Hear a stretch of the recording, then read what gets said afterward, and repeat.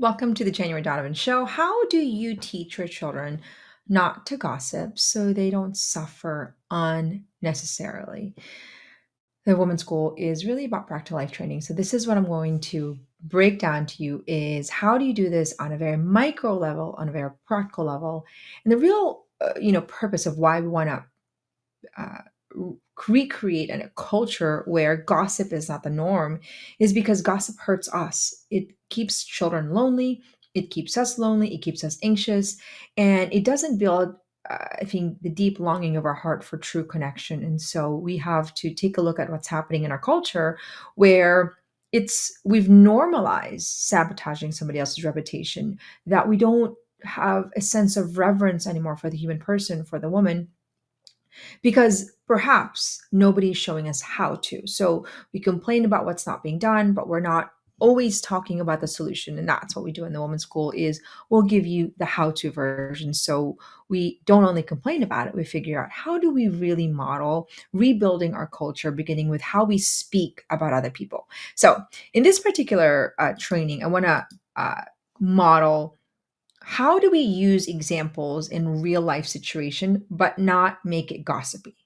And the reason I say that to you, having 8 children, it is very useful to take real context scenarios and situations and stories and actually make that a source of wisdom.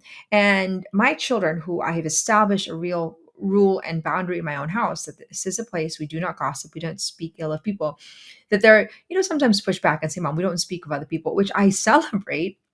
And so what I want to do here is uh, kind of push back on my children and saying, listen, we are not gossiping, but what we want to do is learn from it, create a culture at home where we are learning and harvesting from people, not gossiping, not speaking ill of someone. And we are modeling a life of, complimenting other people, not criticism. We're avoiding degrading people, that we are not, here to actually belittle people, that we avoid the sense of disrespect that's so rampant in our culture and gossip. And, we want to model for them, giving people the benefit of the doubt, but also not afraid to use real life examples because they really land. They land better. Stories land, and especially stories that are close to their homes. So how do we do this? And I think how we do this is really in the details, and that's why it's all in the practical how to. So I'm going to break this down to you because we have to preserve a culture of respect in a culture that has lost sort of sense of respect for the human person. There's a massive moral decay, and we can't we don't even see the value of each human person when we communicate to them online, that we have free reign to be vile and rude. And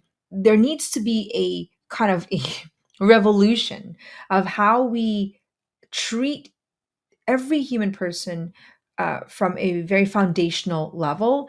And I think we need to use real examples in real world to then create that in our own home so they can see what's happening. So in my own home, my mother used a lot of examples with real life stories, and I remember learning from it. I remember her speaking about her sister or somebody else, and sometimes I pushed back because I didn't really like to talk about other people. And but I look back on sort of the fruit of how she used real people to actually soften my heart, because it was sort of a random story. It doesn't land well as somebody who's like, oh, my friend that comes over a house and I know who they are, I know what their marriage is. It's a real great tool for contextual learning. And I think that's what we need to do as mothers is we're teachers. We are called to be teachers and trainers for our children.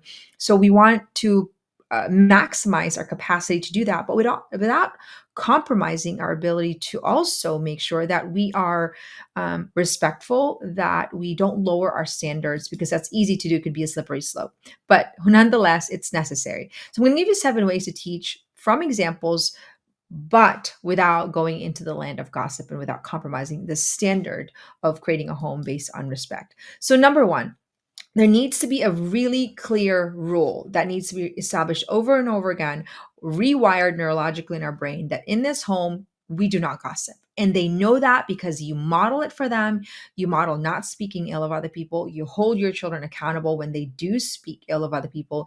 You model deep respect for the human person and the way you talk to them. You don't make fun of them. Sometimes you can, you know, sometimes fault comedy, and comedy has a place in satire, but we've become sarcastic where we think it's okay to kind of just a little jab, right? Little tiny slabs is the way we look at it. It could be somebody from YouTube. I hold my children accountable and say, well, where do you practice having a deep respect for the person if you can't hold yourself accountable making fun of somebody on YouTube? Not that my kids are doing that, but create that standard where you leave no room for speculation.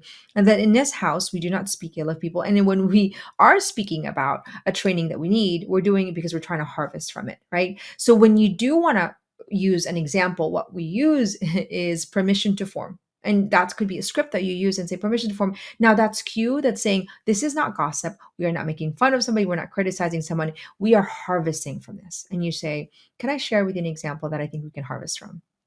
Especially if if you do this at an early age, 7, 8, 9, 10, it's a lot easier because as a teenager, they've wired that receptivity in their brain. But if you have teenagers right now, it's going to take a little bit to wire them because you're basically creating a new language for them to be receptive. And that's why I think if we can get mothers to do this at an early age, it's a lot easier.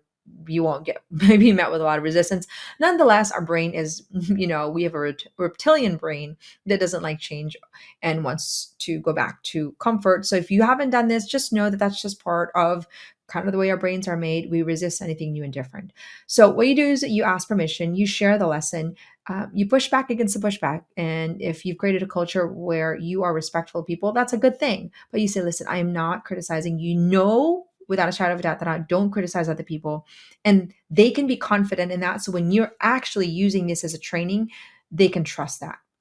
And then you move on quickly. You don't, because it's easy when you're sitting there and you're like, well, you start to kind of, be tempted to speak more than you should. You speak just enough to harvest the formation that you want your child to actually attain. And then that's it. You move pretty quickly. Number 3, you clarify the distinction, and the distinction matters, and repetition is key. It's like learning a new language of self-respect, of respecting other people, especially if that hasn't been established in your own home.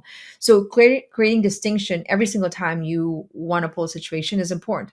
Honey, this is a conversation that we are having only to form your soul, right? This is not to speak ill of someone. We don't make fun of people, gossip, or judge. This is established in our home, but I want to create the clarification. So permission to form and then permission to clarify.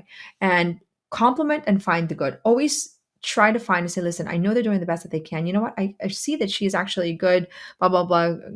She's a good friend, or she's really kind when she comes here. Maybe it's a friend of your child and you want to address something that needs to be addressed. I can see that child of yours uses a lot of the telephone or, their phone, or that they don't greet me when I walk in the door. But I do see that, she's really a great soccer player. Whatever it is, find something that gives you the credibility to know that you're just not here to berate somebody, that you are a mother and a woman that seeks the good in every situation, but also willing to harvest knowledge and wisdom from situations that need to be accounted for, right?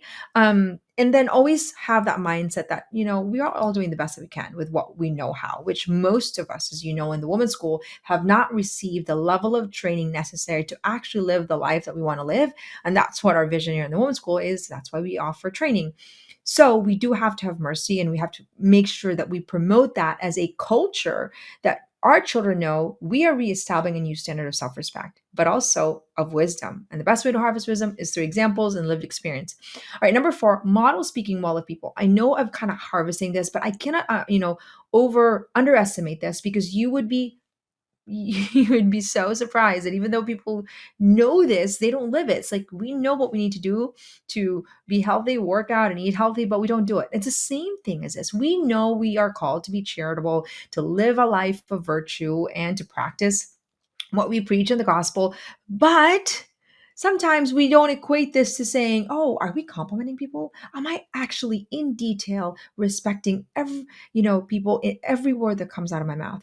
Do not normalize criticism in your house. I've seen this in families as though it's just normal. Oh, mom, did you see that? Oh, dad, did you see that? Make sure you do not normalize the ability to degrade and criticize other people. Create a standard where when you do, you correct in private, you harvest from it. But this is not like advertised at dinner table. It should not be a dinner table talk.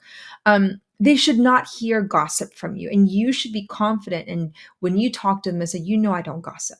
and they can be confident. And if they're not, then that means that this skill needs to be recalibrated in your heart first. If you want to raise children that will not be steeped in anxiety, comparison, and competition, that this also needs to be yanked in our own mother heart, where we need to actually look from within and say, well, maybe I actually need to question my ability to breathe life into people. Am I the one that's actually the source of the problem? Am I modeling for my children being critical and judgmental? Maybe unknowingly, maybe subconsciously, maybe it's been passed on by your parents, or just a way of culture in the way you grew up that it was okay to make fun of people. I know families are like, they just sit there and make fun of people on TV and they think it's normal. Well, where do you think we learn to do that? We learn what we do. How we do anything is how we do many things. And so you could do that in front of the TV and as a family say that's okay, but then it's not okay to do that with a friend. They're not going to know the distinction. So we have to clarify those distinctions and model this really deep sense of high standard in our own home. You call somebody out when somebody's making fun of somebody. My children are really good about making sure that they call us out when somebody's talking about somebody. My daughter is saying, Mom, make sure that you tell blah, blah, blah, that that's not something that we don't speak ill about other people. I mean, my older children are the ones that hold me accountable, which is why I'm creating this training, because I think that we need to have permission to form in private, and that they know that this is training and not, speaking ill of somebody. And I think that's something that they can trust in me, and they know that, but then they use that to also hold their siblings accountable.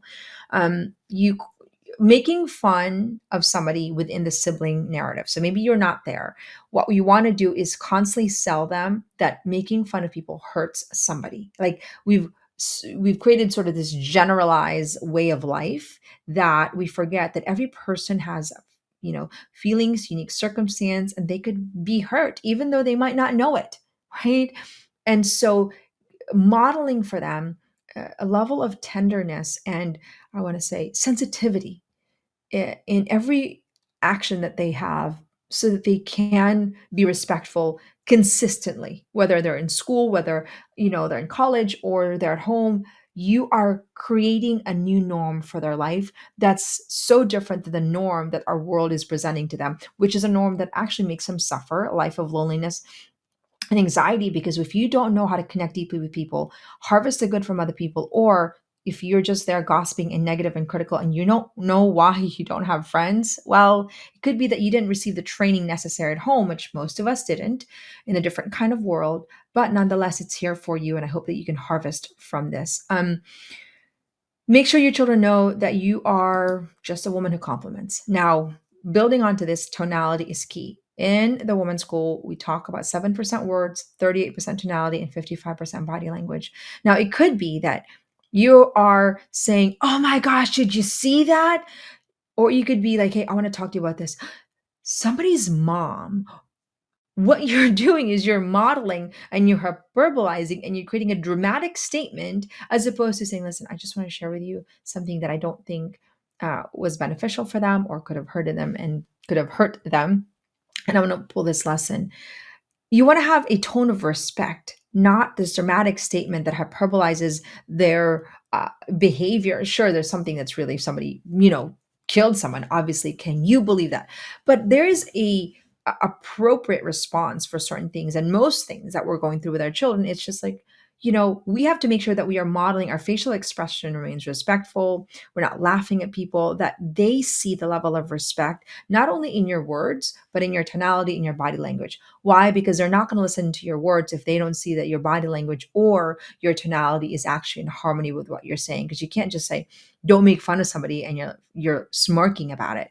They're not going to take you seriously. And you know that. Number 6, have that level of decency for private conversation and make that a standard in our home, where in this home, we protect other people's reputation. We protect your siblings' reputation. We protect mom and dad's reputation. You don't talk about our failures and our faults and all the things we could do better. We are all imperfect human beings, including those people that we could harvest from.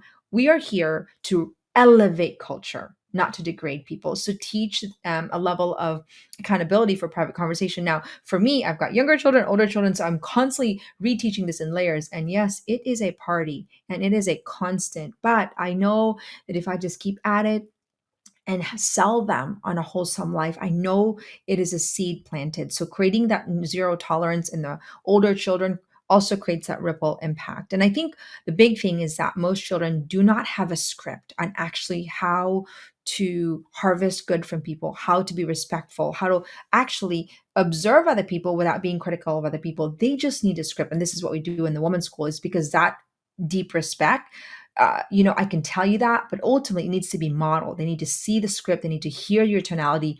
They need to see you celebrate people. They need to know that this home is a place that is safe for people's reputation, that it's a place where you can harvest wisdom and honoring people's journey, uh, but not critical of other people. And that requires us to have the right script, the right tonality, and the right body language. And they can only learn it from us. And that's really the reason why we created the New Woman Masterclass, because in this world of madness, there's a new woman rising, a woman that is needed, a woman that's willing to take responsibility in who she was created to be by training herself.